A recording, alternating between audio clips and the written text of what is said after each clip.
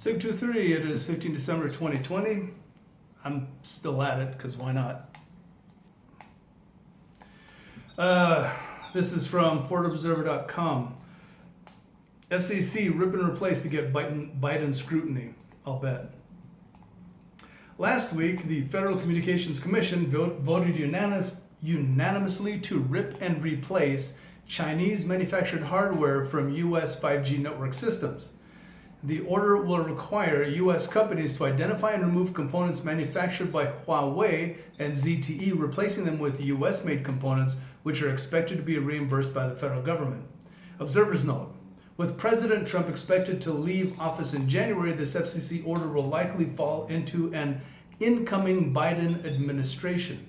The good news is that the top two Democrats vying for the FCC chair job voted in favor of rip and replace, and one of them even called for the U.S. to take further steps to block Chinese components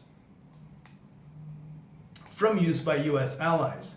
So far, Congress hasn't passed funding to reimburse U.S. tech companies for the cost of removing Chinese components. And unless this provision is included in this week's omnibus bill, the task of funding reimbursement will fall to the 117th Congress.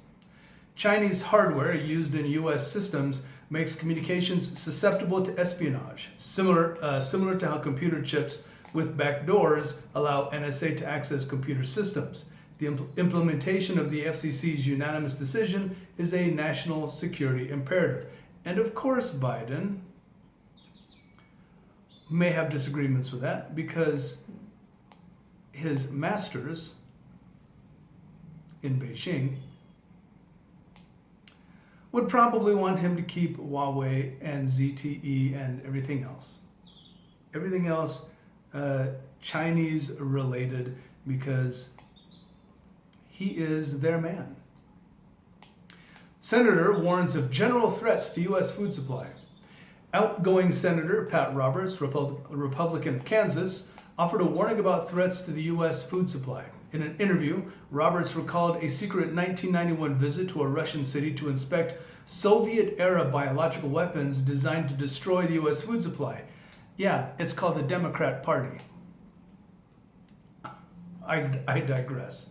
Although he didn't cite any specific threats, in his Senate farewell speech, Roberts said, we all wonder about these zoonotic diseases that happen from time to time, such as COVID-19. But if it's intentional, it is intentional. We have a whole different problem to work with. There will be something else that we'll have to contend with in the future, observers note. The Senate held a hearing a couple of weeks ago on threats to the U.S. food supply. The warnings centered on biosecurity policy and the next animal or planet pathogen that could affect food production. While there were no specific threats mentioned, the Senate Agricultural Committee is clearly concerned about biosecurity and defense of the food supply. I would probably pay attention to this, because if they're talking about this now, that means that there's something on the horizon that they see that the public doesn't see.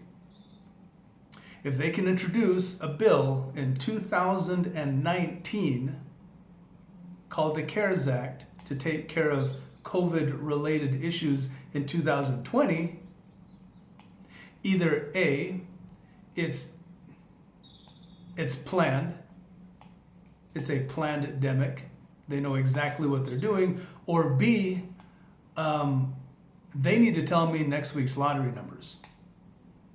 Because that's simply amazing how they would plan for COVID Relief Act an entire year before COVID made its way onto our shores. Thank you, Dr. Fauci. From the Senate Committee on Armed Services, the hearing on Department of Defense cyber operations. Observers note, this is a closed hearing, but it's worth noting in light of the SolarWinds Orion cyber attack, which U.S. officials now say affected all 5 branches of the military Space Force. One topic likely to be discussed is U.S. Cyber Command's Defense Forward mission, which will come under scrutiny for continued foreign cyber breaches that degrade national security. It should be 6 branches because the Coast Guard should be in there. I mean, really, they should be. In my opinion. House Republicans are pushing the Federal Bureau of Investigation to brief them on details of a deliberate effort by the Chinese government to gain access to and influence members of Congress. Why? They're covering for them. They're covering for Biden. You can't get more Chinese agency than that. Or Harris. Or really, the Democrats in general. Defense. Commander of U.S. Army Alaska said that the Army's Arctic capabilities have atrophied over decades of mismanagement. One official called on the Army to rebuild competency and Arctic domain expertise. Observers note, in recent years, Russia has militarized parts of the Arctic. China currently holds an observer role on the Arctic Council and is actively pursuing economic interests in the region. So what that tells you is that if the U.S. commander of the Army in Alaska is bringing this up, this too is an indicator that there are things that we don't see that are actually happening. This is not going to come out of the blue. There are going to be things that precipitate statements like this. So the question is, what is going on in the Arctic? Economic warning. Congress nears closer to omnibus spending bill with pandemic relief. Whoopee. Congress is edging closer to passing the $1.4 trillion omnibus spending bill that would avoid a government shutdown and provide another round of coronavirus relief spending. A bipartisan group of nearly a dozen senators introduced a $748 billion stimulus package for inclusion in the bill. The package includes funding for vaccines, education, unemployment assistance, small business relief, and local spending allowances. House Speaker Nancy Pelosi, Democrat, California, did not outright reject the proposal and said, "We are in negotiations." Oh, how magnanimous of you. What else are you going to throw in there? Who else are you going to try and benefit? Certainly not the American people. This is evident by some of the garbage that Pelosi has put in there in previous bills that Trump has said no to. Another round of observers note. Another round of stimulus passed this week wouldn't show up in the economy until early 2021. In addition, the high price tag of this omnibus bill will likely drive higher taxes and further deficit spending under the Biden-Harris, or rather Harris-Biden White House. Because you know as well as I do, they're going to get rid of them in the first 6 to 9 months with Article 25. Or the 25th Amendment, rather. All right, so low-intensity conflict in some. Leftists call for mass squatting and occupations.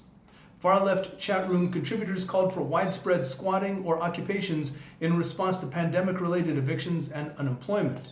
In order to facilitate this, activists shared a multitude of guides on squatting, assessing secured buildings, trespassing laws, rent avoidance, and provided information on friendly legal aid groups such as the National Lawyers Guild.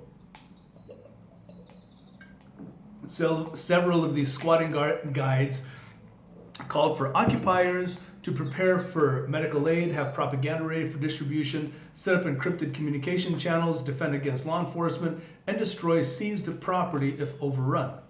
Observers note, one of the common indicators of the likelihood of an insurgent victory is the progressive loss of government control over populations and territories. A widespread coordinated squatting campaign from leftists would be a significant undertaking, but the Red House Autonomous Zone, or RAZ, could inspire similar events.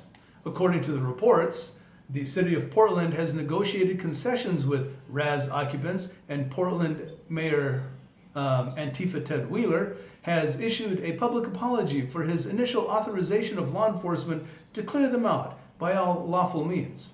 The presence of leftists openly carrying rifles in the RAS could have helped bring local government to negotiations. As of last night, the RAS was in the process of being disassembled. The future establishment of similar occupied zones undermines the authority of local government, reduces government capacity by tying up resources, and legitimizes the insurgent movement. In addition, such zones could provide safe haven to insurgents evading government forces, as well as space for training and supplies. Alt-right declares widespread violence certain in the near future. Alt-right chat room participants discussed the inevitability of political and racial violence in the near future. One contributor again predicted rivers of blood after arriving at the conclusion that history has rarely been changed without ruthless violence. Another contributor wrote that as the U.S. further enters into a period of collapse, it's important for ideological adherents to be trained and ready to act. Observers note the alt-right's ultimate goal is the establishment of a white ethno-state following a major societal and structural collapse in America. They believe that the American decline will be marked by significant violence between increasingly disillusioned Trump supporters who will realign themselves under white nationalism and a leftist coalition of socialists, illegal immigrants, and Black Lives Matter activists.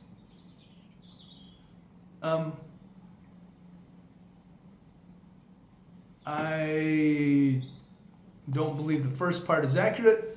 I believe the second part is right on the nose. A leftist coalition of socialists, illegal immigrants, and Black Lives Matter activists. Remember, they also have turncoats who are former military who swore an oath and now have completely betrayed everything they have sworn to.